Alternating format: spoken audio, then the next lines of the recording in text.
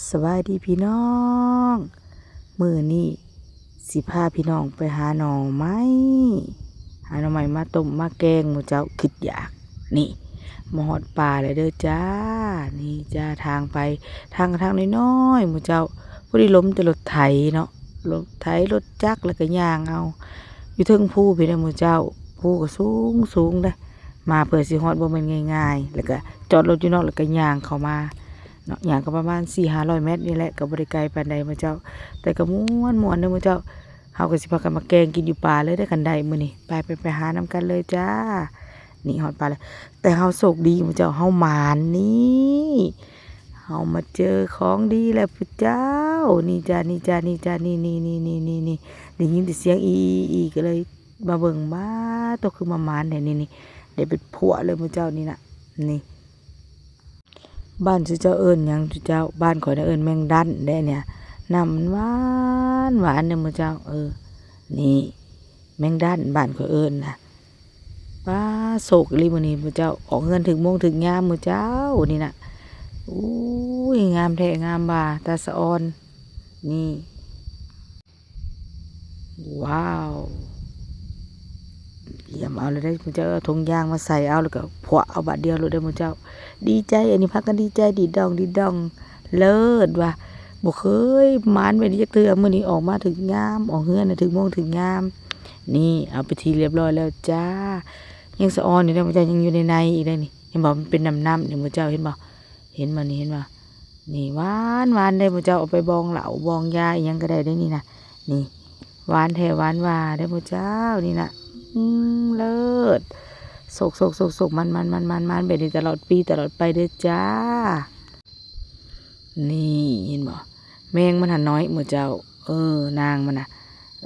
มีแต่น้ำสิได้ประมาณนี้เลยจ้ะ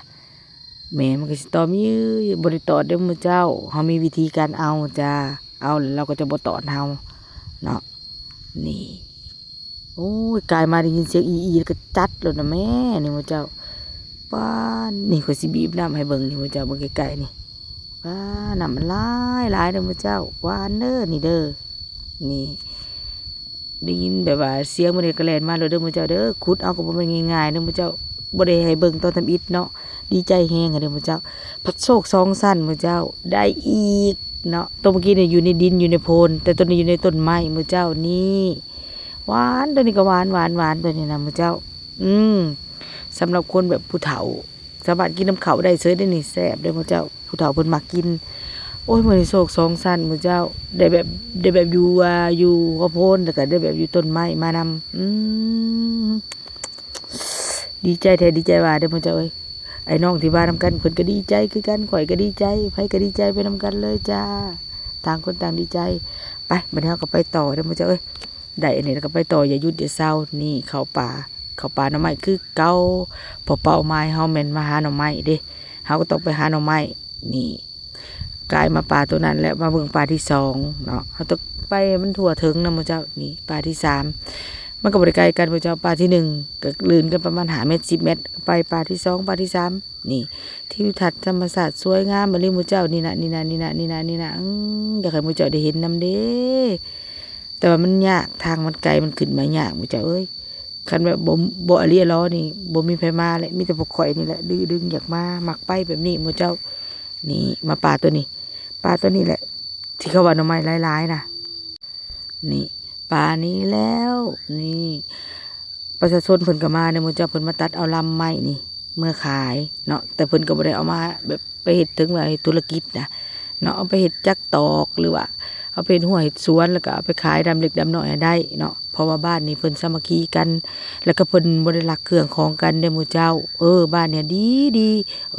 คือเฮาปะเครื่องปะของนี่เพิ่นก็บ่มาเอาได้ถ้าเพิ่นเฮาบ่ได้ให้แบบอนุญาตเพิ่นก็บ่เอาจบบ้านเนี่ยยอมรับเพิ่นเลยมื้อเจ้าเพิ่นดีคือเพิ่นมีหมากหยังเนาะหมากนั่นหมากนี่เพิ่นก็เด็ดมาให้พวกเฮากินได้จะแม่นว่าเพิ่นจบไทบ้านนี่ฮะซื้อบ้านน้ำปะเคนเนาะบ้านน้ำปะเคนเมืองวิระบุรีแขวงสะวรรณเขตนี่เฮาก็มาฮอดกอหน่อไม้แล้วเนาะนี่เฮาสิเข้ากอนี่แหละสิซับเอาในกอนี่แหละสิหาในกอนี่แหละไปเข้าไปหมู่เจ้าเข้าไปนำกันเลยเข้าไปหาหน่อไม้นำกัน นี่ส่วนไอ้น้องทางหลังเพิ่นไปทางหลังข่อยนี่หน่อแหกหมานมื้อเจ้าหน่อแหลกแหกหมานอันนี้ก็หน่อที่สองจ้านี่สับตัวเอาเลยได้มื้อเจ้านี่ขาวงามมื้อเจ้าแบบนี้ต้มข้าวเดียวก็จืดมื้อเจ้าเอ้ยเห็นว่านอนน้อยๆนี่แซ่บได้นี่กับหมานนี่เด้อมื้อเจ้าทำไมก็ต้องเป็นทั้งใหญ่ทั้งยาวเลยอ่อนเห็นมองงามๆเลยสับสิกินบัดนี้มื้อเจ้าเอ้ยแน่นอนเลยเสียมหมานโอ้แน่นอนเลยสวยงามตามบาดมื้อเจ้านี่ซับหน่อว่าไงได้มาพะน้อยๆเนาะแบบนี้แซ่บเด้อมื้อเจ้านี่ขาวๆงามๆต้มแป๊บเดียวก็ได้กินบ่ต้องยุ่งต้องยากจ้าหน่อแหลกแหกมานของพวกเฮาดีใจเลยได้สำนี้นะไปเฮาก็ไปหากันต่อนี่เริ่มมาเรื่อยๆจ้ามาเรื่อยๆเต็มคุบาทเดียวแป๊บเดียวก็เต็มคุแล้วมื้อเจ้าบ่ฮอดชั่วโมงนี่สวดคุเลยไปกลับเมื่อบัดนี้มาก็เริ่มดังไฟจ้าสิแกงกินอยู่ป่าเลยเด้อมื้อเจ้าดังไฟมันลุกคักๆเรียบร้อยแล้วก็ต้มเนาะทางหน้าต้มเลยได้ต้มแล้วก็ให้น้องสาวข่อยเพิ่นมายองย่านางน้องสาวร้อยกว่านี้เพิ่นยองย่านางจ้า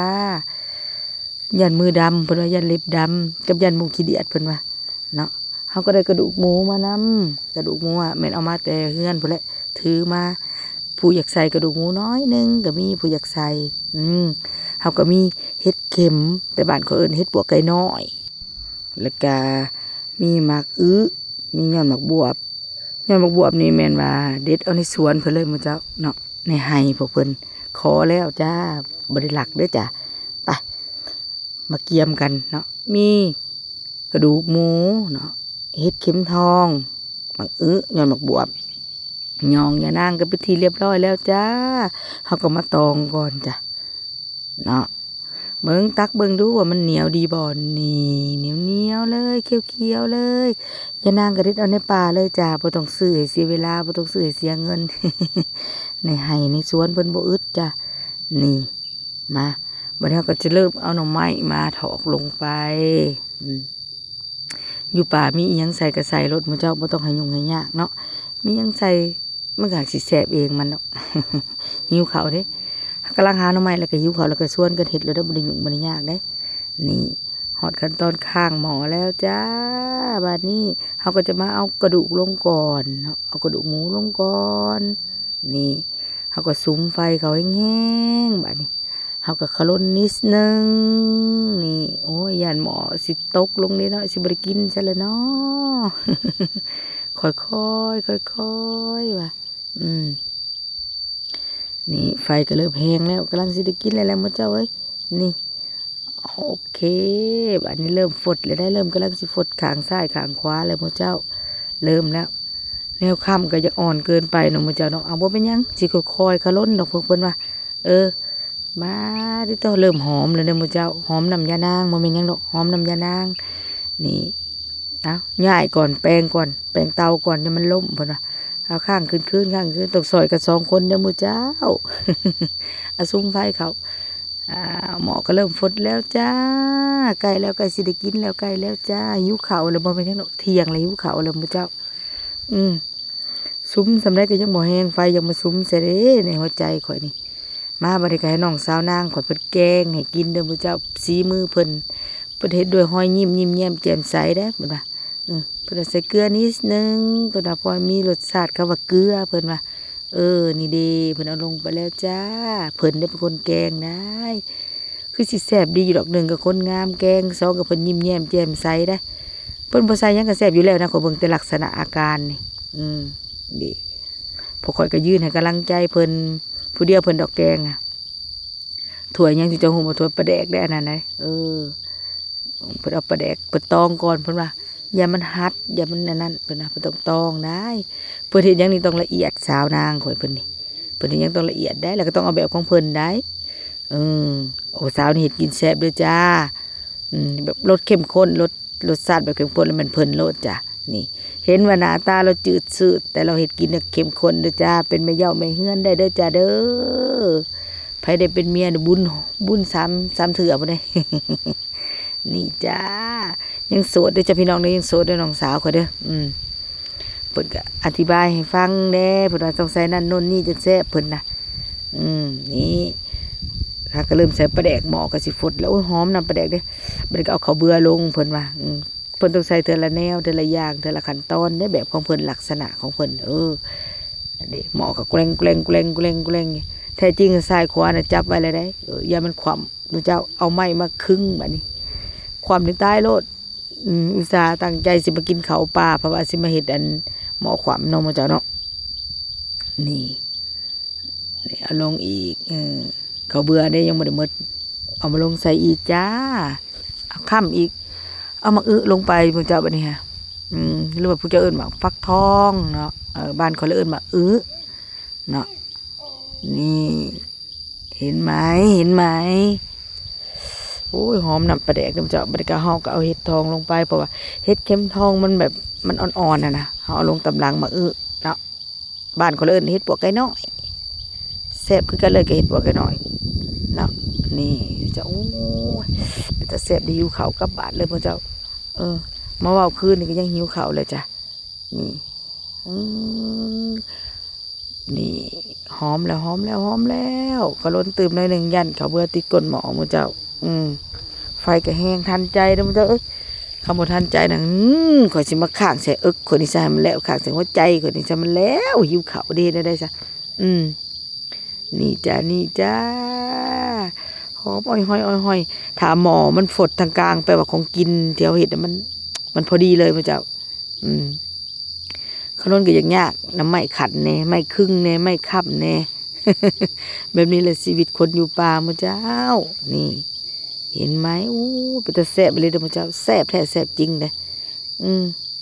ใน3 โลกกูไม่ได้ว่าแต่โลกเดียวแซ่บใน3 โลกกูมือเจ้าตัวหอมอ่อยเลยเด้อมือเจ้าเริ่มสิได้ไก่ได้กินเลยเด้อเริ่มแล้วจ้านางเพิ่นว่าเอ้านี่เพิ่นว่าไปได้กินนี่แหละโอ้ยสุดยอดเพิ่นว่าเพิ่นเฮ็ดด้วยใจตับไตบ่เกี่ยวเพิ่นว่านี่โอ้โหมาซุ่มไฟอีกเทื่อที่2เด้อพ่อเจ้าให้มันแห้งๆกว่าเก่าเอาหมกเพชรโดดลงไปพ่อเจ้านี่บ้านเขาเริ่มเพชรหลอหมกเพชรหลอหรือว่าเอิ้นหมกเพชรโดดนั่นแหละพริกโดดเนาะใส่หลายๆหมักไปได้ก็จัดไปเลยเด้อพ่อเจ้าบ่ต้องไปซีเรียสกับชีวิตหมักไปได้ก็จัดไปแบบนั้นนี่เรื่องปรุงหมักตามใจหมักโลดไปหมักไปได้จัดไปเนาะนี่โอ้ยเอาไปซีมก่อนพระเจ้าเป็นอะไรรสชาติโอ้เพิ่นว่าแซ่บหลายเลยเด้อเพิ่นว่าได้พระเจ้านี่เอาผักขะแยงลงไปพระเจ้าบัดเนี้ยเอาผักขะแยงลงไปเพิ่นลืมพักงอนหมักบวบพระเจ้าบาดนี้เสียได้ผักขะแยงก็เอาลงไปแล้วพระเจ้าป้าย้อนมาบวชไปยังบ่ได้เอาลงว่ามือเจ้าพ่อบาดนี้เสียแล้วเลิกบาดนี้อ้าวใส่ตำลังก็ได้บ่เป็นยังเนาะบ่ต้องโทษกันใส่ผักกระแยงก่อนมือเจ้าจึงใส่ผักบวบโอ้ยมือเจ้าอย่าไม่เป็นไรนะครับพี่น้องอ้าวหมอก็ตรงเตงอยู่จนในผัดควับลงเนี่ยบ่ได้กินเลยเนาะหิวข้าวอยู่ เอามาใส่ตำลังก็ได้ย้อนบวบลืมเมื่อกี้นี่มือเจ้าบ่เป็นยังมันหยุบแล้วก็พอป้าหิวข้าวอะไรเดี๋ยวนี้นะป้าหอมอยากให้หมูเจ้าได้กินน้ำเด้ม่วนให้ได้พวกเจ้าเสียงเขาลมกันก็ม่วนได้แต่ว่าบ่ได้พวกเจ้าฟังนำเนาะ มันสิยุ่งสิยากเด้ทีมงานของพวกเฮาทีมงานหมักกินเนี่ยอยู่ป่าก็บ่ได้สนใจไปแกงกินอยู่ป่าเลยขึ้นอยากแล้วก็ชวนกันแล้วก็จัดไปเลยได้อาซีมอีกเทื่อที่2มื้อเจ้านี่สุกไปทีเรียบร้อยแล้วปงก็ต้องซอยกันเด้อมื้อเจ้า2คนปงจ้านี่น้องชายเพิ่นว่าแซ่บได้นี่แซ่บแล้วจ้ะ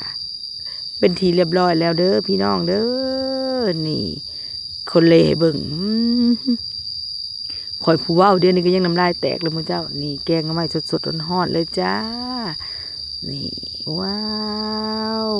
ตักบัดนี้พี่น้องเอาถ้วยมาตักนี่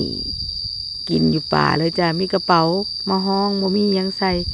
เอากระเป๋ามาห้องใครจะถือถ้วยมาเมื่อเจ้าสลัญยากอีกมื้อเฮามากินน้ำกันเด้อพี่น้องเด้อแซ่บๆนมๆกันกินแกงหน่อไม้แล้วก็กินหน่อไม้ต้มนำกันเด้อพี่น้องมากินน้ำกันเลยบัดนี้พี่น้องมา